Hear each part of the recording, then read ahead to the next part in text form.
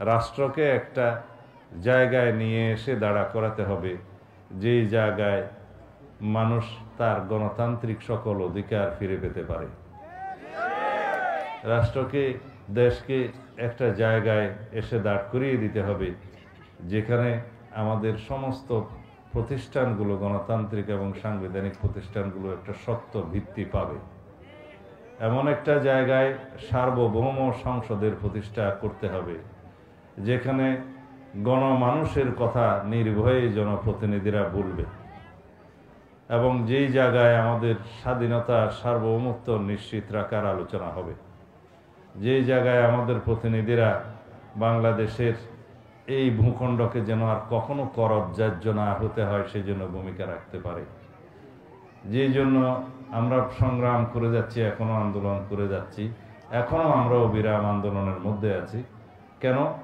আমাদের সন্তানদের জন্য এই ভূমিকে যেন একটা বসবাসযোগ্য ভূমিতে পরিণত করে আমরা যেতে পারি, সেটা আমাদের দায়িত্ব।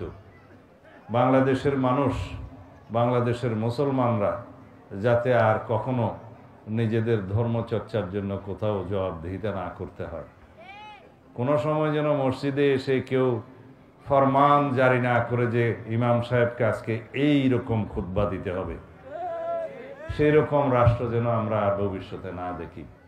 যার যার ধর্মচর্চা স্বাধীনভাবে যেন প্রত্যেক ধর্মাবলম্বীরা চর্চা করতে পারে, সেইটাও আমাদের নিশ্চিত করতে হবে। এই বাংলাদেশ সকল ধর্মের মানুষ যারা আছে তাদের সকলের জন্য, এই বাংলাদেশ সকল জাতি গোষ্ঠী মানুষ যারা আছে এই ভূখণ্ডের মধ্যে তাদের সকলের জন্য।